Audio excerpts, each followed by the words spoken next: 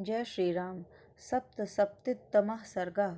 राजा दशरथ का पुत्रों और वधुओं के साथ अयोध्या में प्रवेश। शत्रुघ्न सहित भरत का मामा के यहाँ जाना। श्री राम के बर्ताव से सबका संतोष तथा सीता और श्री राम का पारस्परिक प्रेम। जमदग्नि कुमार परशुराम के चले जाने पर महायशस्वी दशरथ नंदन श्री राम ने शांतचित्त होकर अपार शक्तिशाली वरुण के हाथ में वह धनुष दे दिया। तत्पश्चात वशिष्ठ आदि ऋषियों को प्रणाम करके रघुनंदन श्री राम ने अपने पिता को विकल देखकर उनसे कहा, पिताजी, जमदग्नि कुमार परशुराम जी चले गए। अब आपके अधिनायकत्व में सुरक्षित यह चतुरंगणी सेना अयोध्या की ओर प्रस्थान करे। श्री राम का यह वचन सुनकर राजा दशरथ ने अपने पुत्र रघुनाथ को दोनों भुजाओं से खींचकर छाती से लगा लिया और उनका मस्तक सूंघा। परशुराम जी चले गए यह सुनकर राजा दशरथ को बड़ा हर्ष हुआ। वे आनंद मग्न हो गए। इस समय उन्होंने अपना और अपने पुत्र का पुनर्जन्म हुआ माना। तदंतर उन्होंने सेना को नगर की ओर कूच करने की आज्ञा दी और वहां से चलकर बड़ी शीघ्रता के साथ वे अयोध्यापुरी में जा पहुंचे। उस समय उस पुरी में सब ओर ध्वजा पताकाएं फहरा रही थीं।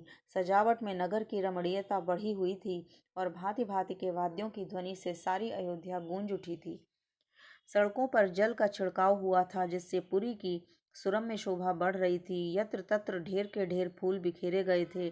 पुरवासी मनुष्य हाथों में मांगलिक वस्तुएं लेकर राजा के प्रवेश मार्ग पर प्रसन्न मुख होकर खड़े थे। इन सब से भूरी भूरी तथा भारी जन समुदाय से अलंकृत हुई अयोध्यापुरी में राजा ने प्रवेश किया। नागरिकों तथा पुरवासी ब्राह्मणों ने दूर तक आगे जाकर महाराज की अगवानी की थी। अपने कांतिमान पुत्रों के साथ महायशस्वी श्री राम राजा दशरथ ने अपने प्रिय राजभवन में, जो हिमालय के समान सुंदर एवं गगनचुंबी था, प्रवेश किया। राजमहल में स्वजनों द्वारा मनोवांछित वस्तुओं के साथ परम पूजित होकर दशरथ ने बड़े आनंद का अनुभव किया। महारानी कौशल्या, सुमित्रा, सुंदर कटि प्रदेश वाली कैकेयी तथा जो अन्य राजपत्नियां थीं, वे सब बहुओं को उतारने के कार्य में जुट गईं। तदंतर राज परिवार की उन स्त्रियों ने परम सौभाग्यशाली सीता, यशस्विनी उर्मिला तथा कुशध्वज की दोनों कन्याओं मांडवी तथा श्रुतकीर्ति को सवारी से उतारा और मंगल गीत गाती हुई सब वधुओं को घर में ले गईं। वे प्रवेशकालिक होमवर्क से सुशोभित तथा रेशमी साड़ियों से अलंकृत थीं। उन सब ने देव मंदिरों में ले जाकर उन बहुओं से देवताओं का पूजन करवाया। तदंतर नववधुओं में आई हुई उन सभी राजकुमारियों ने वंदनीय सास ससुर आदि के चरणों में प्रणाम किया और अपने अपने पति के साथ एकांत में रहकर वे सब की सब बड़े आनंद से समय व्यतीत करने लगी।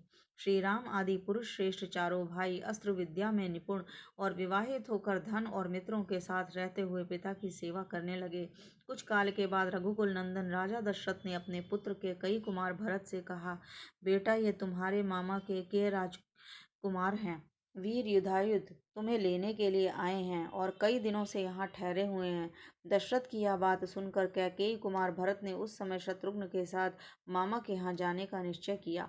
वे नरश्रेष्ठ शूरवीर भरत अपने पिता राजा दशरथ, अनायास ही महान कर्म करने वाले श्री राम तथा सभी माताओं से पूछकर उनकी आज्ञा लेकर शत्रुघ्न सहित वहां से चले गए। शत्रुघ्न सहित भरत को साथ लेकर वीर युधाजित ने बड़े हर्ष के साथ अपने नगर में प्रवेश किया। इससे उनके पिता को बड़ा संतोष हुआ। भरत के चले जाने पर महाबली श्री राम तथा लक्ष्मण उन दिनों अपने देवोपम पिता की सेवा पूजा में संलग्न रहने लगे। पिता की आज्ञा शिरोधार्य करके वे नगरवासियों के सब काम देखने लगे, उनके समस्त प्रिय तथा हितकर कार्य करने लगे। वे अपने को बड़े संयम में रखते थे और समय समय पर माताओं के लिए उनके आवश्यक कार्य पूर्ण करके गुरुजनों के भारी से भारी कार्यों को भी सिद्ध करने का ध्यान रखते थे। उनके इस बर्ताव से राजा दशरथ, वेदवेत्ता ब्राह्मण तथा वैश्य वर्ग बड़े प्रसन्न रहते थे। श्री राम के उत्तम शील और सद्व्यवहार से उस राज्य के भीतर निवास करने वाले सभी मनुष्य बहुत संतुष्ट रहते थे। राजा के उन चारों पुत्रों में सत्य पराक्रमी श्री राम ही लोक में अत्यंत यशस्वी तथा महान गुणवान हुए। ठीक उसी तरह जैसे समस्त भूतों में स्वयंभू ब्रह्मा ही अत्यंत यशस्वी और महान गुणवान हैं, श्री रामचंद्र जी सदा सीता के हृदय मंदिर में विराजमान रहते थे तथा मनस्वी श्री राम का मन भी सीता में ही लगा रहता था। श्री राम ने सीता के साथ अनेक ऋतुओं तक विहार किया। सीता श्री राम को बहुत ही प्रिय थीं, क्योंकि वे श्री राम के हाथ में पत्नी रूप में समर्पित की गई थीं। सीता के पातिव्रत्य आदि गुण से तथा उनके सौंदर्य गुण में भी श्री राम का उनके प्रति अधिकाधिक प्रेम बढ़ता रहता था। इसी प्रकार सीता के हृदय में उनके पति श्री राम अपने गुण और सौंदर्य के कारण द्विगुण प्रीति पात्र बनकर रहते थे। जनक नंदिनी मिथिलेश कुमारी सीता श्री राम के हार्दिक अभिप्राय को भी अपने हृदय में ही अधिक रूप से जान लेती थीं तथा स्पष्ट रूप से बता भी देती थीं।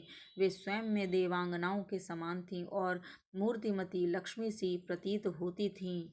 श्रेष्ठ राजकुमारी सीता श्री राम की ही कामना रखती थीं और श्री राम भी एकमात्र उन्हीं को चाहते थे। जैसे लक्ष्मी के साथ देवेश्वर भगवान विष्णु की शोभा होती है, उसी प्रकार उन सीता के साथ राजर्षि दशरथ कुमार श्री राम परम प्रसन्न रहकर बड़ी शोभा पाने लगे। जय श्री राम, जय सीता माता।